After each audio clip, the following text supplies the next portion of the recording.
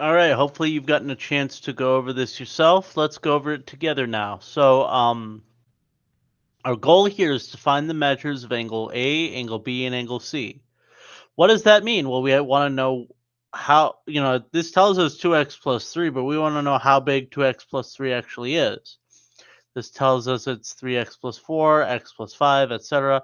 We want to actually figure out numerically what angle A, angle B, and angle C add up to. So if we remember back from a couple weeks ago, the sum of the three angles of a triangle is 180.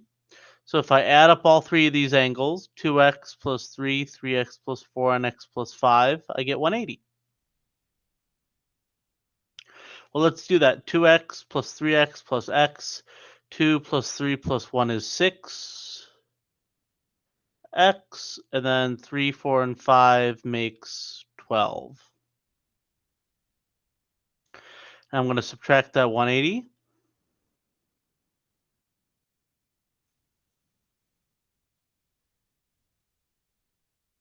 And I'm going to divide.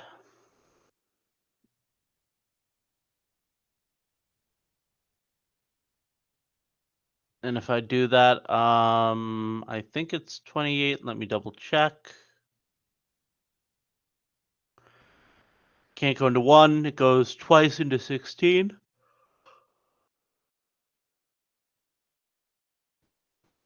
Goes twice into 16, so we're left with 4. Drop down the 8. Goes 8 times into 48. Hey, 48. We get 28 as our answer. Yes, there's x, but remember, I don't want x. I want to find the measure of angle A, angle B, and angle C. So I've got to actually go through and I've got to apply that. Well, what's 28 plus 5? Isn't that 33? What's 2 times 28 plus 3? Well, 2 times 28 is what? 56 plus 3 is 59. And then 3 times 28, 3 times 20 is 60, 3 times 8 is 24, 16, 24 is 84, plus 4 more is 88. And again, if we go through and we double check to make sure this all works, 160 plus 20 is 180. So we know that what we've done jives with reality. Hooray! So our final answer here, the measure of angle A is 59. Measure of angle B is 88. Measure of angle C is 33. Okay. So what are we doing today? Well, what are we doing? We're going to be able to use isosceles and equilateral triangles to find the lengths of sides and the measurements of angles. How are we going to do this? We're going to remember that the properties of equilateral and isosceles triangles, we're going to remember what they are, and we're going to apply them to these problems. And why? Because when we've got special relationships like this, we're going to be able to work with them in new ways, but two, especially for equilateral and isosceles triangles, they don't have to give us very much to allow us to be able to solve the problem. Equilateral triangles are a very specific thing. Isosceles triangles are also very, very specific. And knowing the fact that they're isosceles, knowing the fact that they're equilateral, that tells us more than just what they give us in terms of like a side length or an angle measure. And so that's really, really, really important. We can actually get away with very, very scant amounts of information with equilateral and isosceles triangles, and we'll talk about that as we go forward. So, thing number one. Let's talk about this now. Here, there's a little bit of a vocabulary summary. The vertex angle. So basically, let's talk about how this is oriented. This is oriented so that the two congruent angles are along the bottom, like we're an angle side angle formation. The two legs are along the sides. the base is at the bottom, and the vertex angle is on top. So they're oriented this way for a specific reason, to make it very clear the way that this isosceles triangle looks. So the base angles are always going to be congruent on the bottom. The two legs along the sides are always going to be congruent to each other. I've now summarized the isosceles triangle theorem and its converse. If you know one, you know the other. So if you know that the base angles are congruent, you know that the legs are congruent. If you know that the legs are congruent, you know that the base angles are congruent. Now, if you're having difficulty with the sort of let's say the transfer of information, always associate the base angle with the opposite side of the triangle that's given, like this. So the base angles, the opposite sides of the legs, like this, and then the vertex angle, the one that's not the same as the other two, is opposite the base. Okay?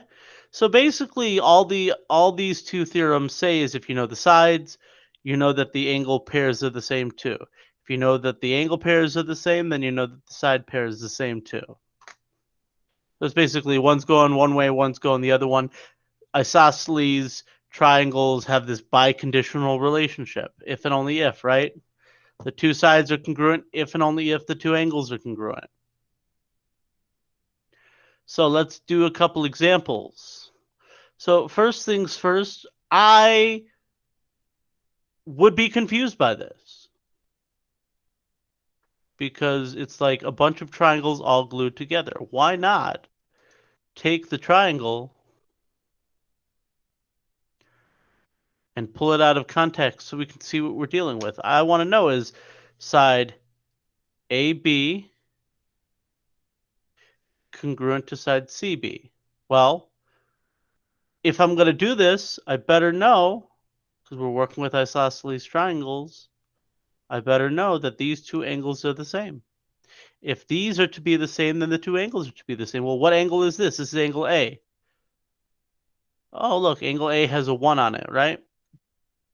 Does angle C have a 1 on it? It sure does. So that's the thing. In order to show that these sides are congruent, we have to know that the angle pair is congruent. And do we? Yeah, we do.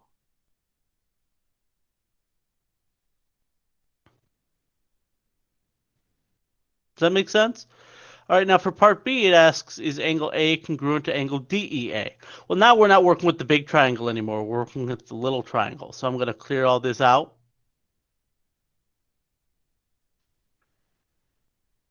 And I'm going to avoid making more triangles.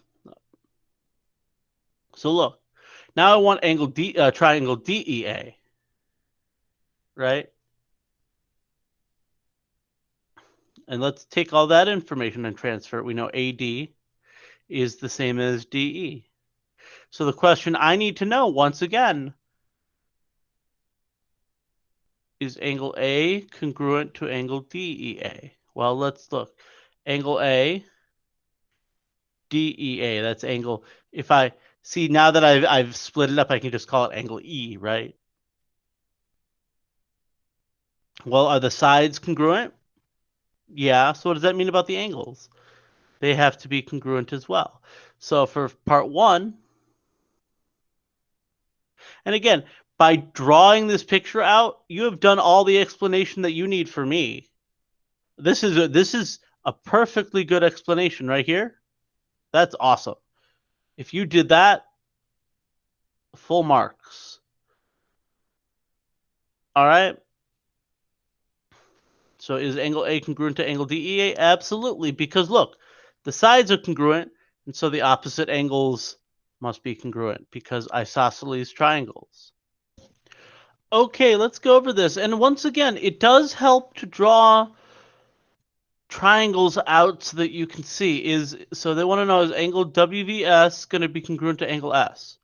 So, if you're having trouble seeing it then and there, it's okay for you to draw a picture.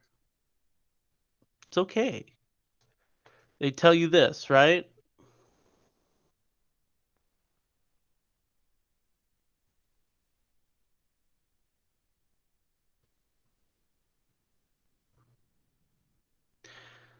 So if this is V, this is S, this is W.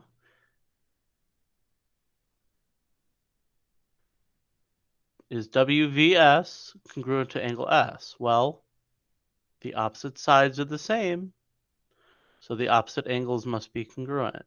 So is the answer yes or no? Or the answer is yes. Is TR congruent to TS? And we look up here.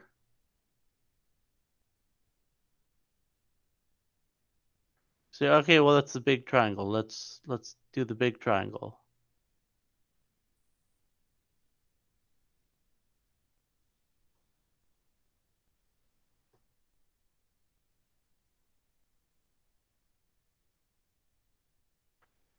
And we see this.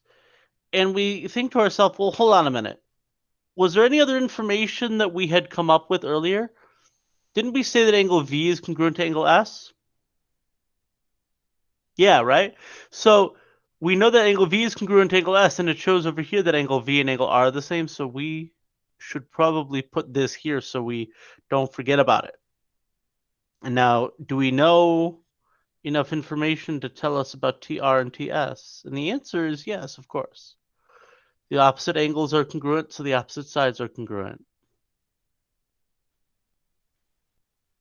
And if you know that angle S and angle R are the same because of angle V earlier, you know that you're good.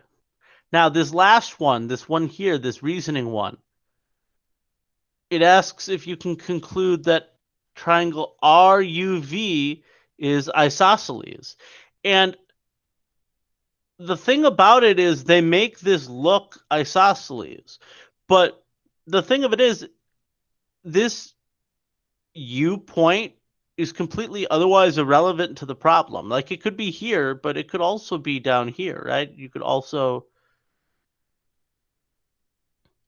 U is basically like it's movable, right? Or you could move it up here.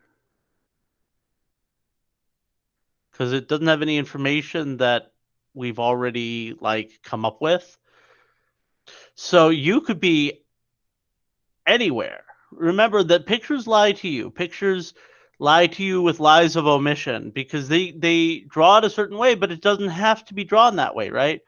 We can play around with the locations of things that aren't like fixed by information. Like we couldn't move W. W is fixed, right? We know how far W is up this distance because we're told that it's the same distance here.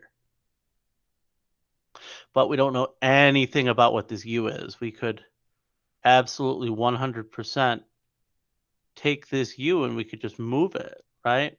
As long as it stays, as long as this line here stays hooked to V, it doesn't matter where U was. Here, let me actually, I think I can do this slightly less dumb looking if I use this. So like imagine you could sort of bend it down this way. You could be down here. Or you could be all the way up here. Because we aren't told how far up the ladder U is, and there's no information to help us infer that. So it could very well be that this triangle RUV is isosceles. That could be true.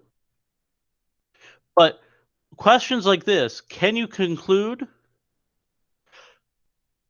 They're asking you, must it be true?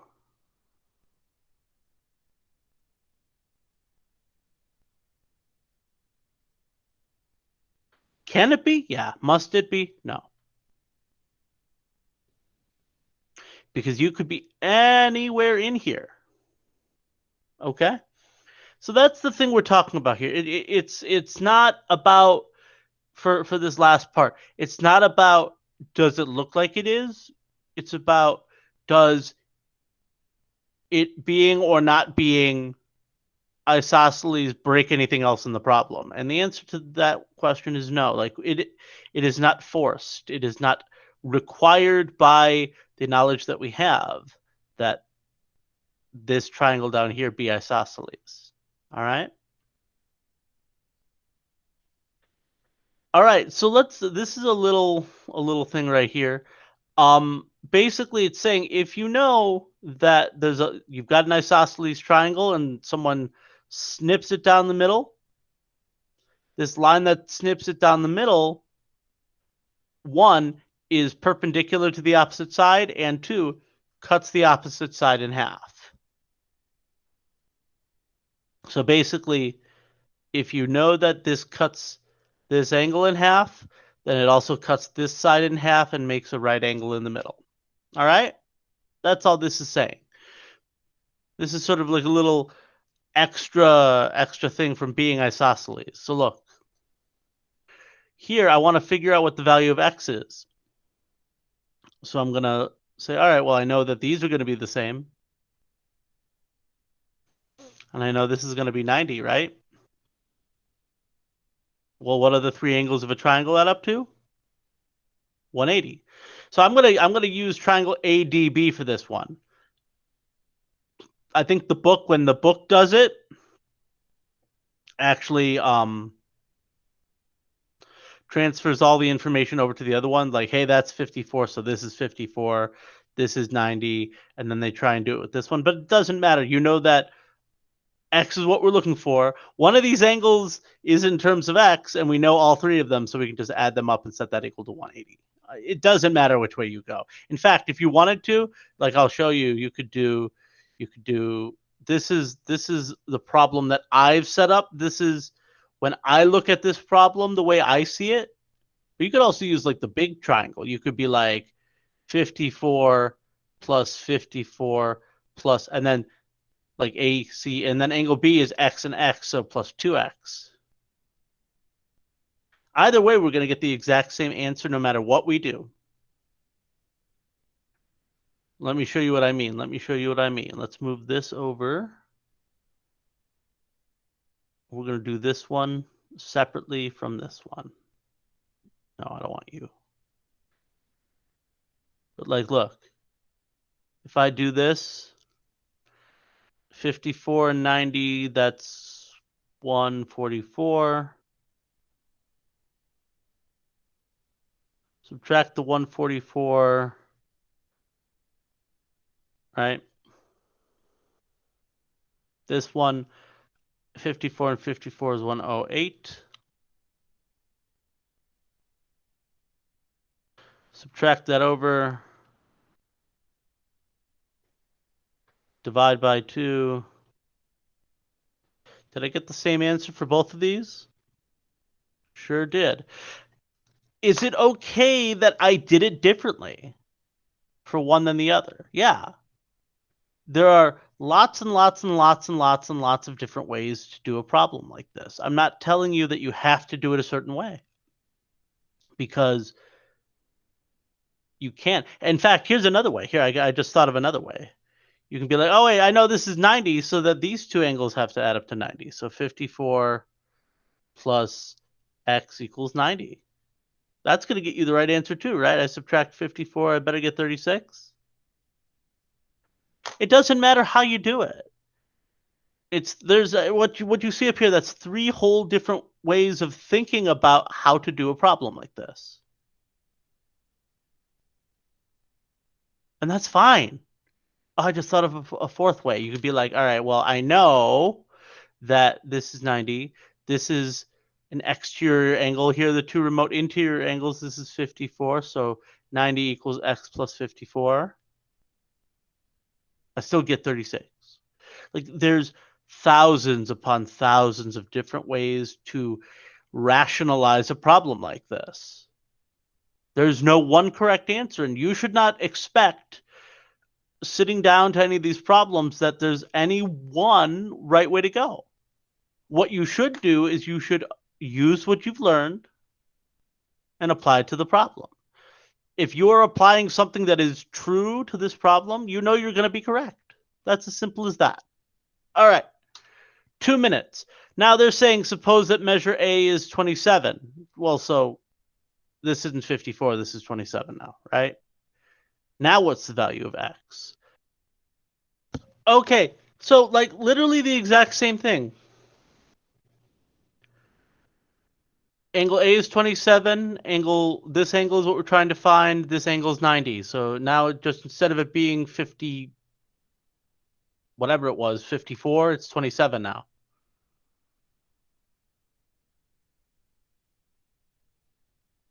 So let's do that.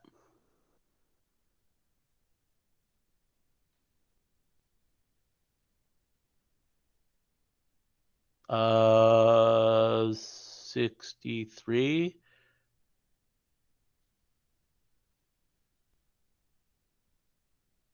Yeah. All right.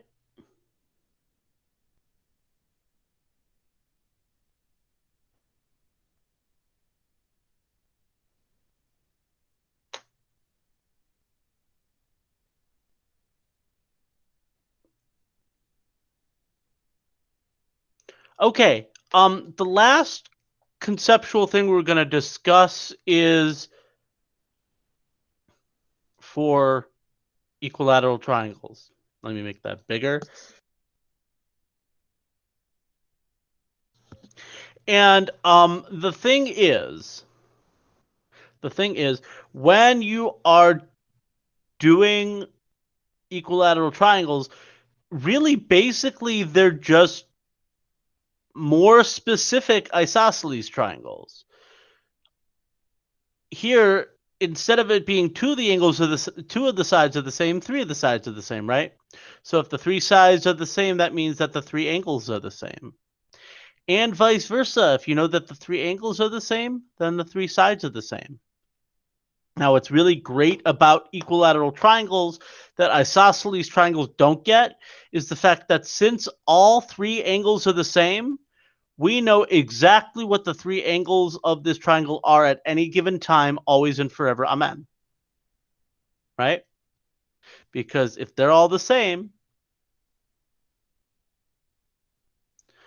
then they're all x. X plus x plus x, 3x equals 180. And so every time, always and forever, amen, each of the angles, each individually of these angles, angle x, angle y, and angle z, for this equilateral triangle are 60 degrees every single time, always and forever. Amen. It's always true. No matter what equilateral triangle you have, no matter how big it is, no matter how small it is, the three angles of that triangle will always be 60. So I'm going to put 2 minutes on the clock. You don't need it, but I'm gonna put 2 minutes on the clock anyway. You're gonna tell me what they are. Okay, so two of these, again, they're really easy. Angle A, well, that's 60 degrees because each of these three is a equilateral triangle, right? So angle A is 60, angle B is 60, and then angle ADC, if you were to consider this, right? Well, there's 60 here and there's 60 here. So this whole angle ADC is going to be 120 because you glue them together, these two pieces, right? Okay, next one. This is, again, kind of the same problem, but now they're going to stretch it out. Now, instead of being equilateral triangles, now they're going to be isosceles triangles, and they're going to tell you that the vertex angles are all 58 degrees. And so now we want to know what's the measure of angle A, what's the measure of angle BCD. And I'll tell you, once again, take a second and draw out a picture. Alrighty, so again, take a minute and draw what they give us. They give us the fact that the vertex angles each have a measure of 58. So we know that eek. I've got some lag going on my screen. Sorry, folks. There we go. So they tell us that the vertex angles are each 58. So let's try and figure everything else out from there. So how do I get the rest of this? Well, if this is D up here, this is A, this is E. I'm looking at the left triangle right here. How do I get these two? Well, I know that they're both the same. So why not just call them X so I can figure this out, right?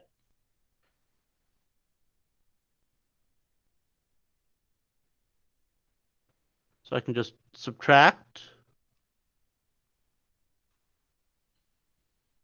and then divide.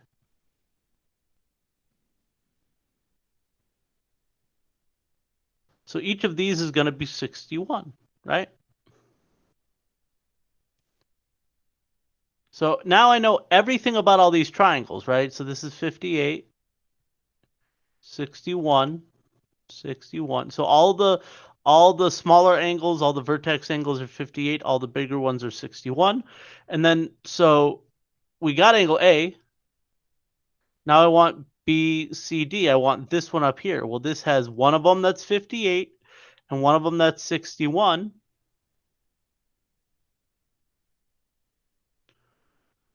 Which is 119.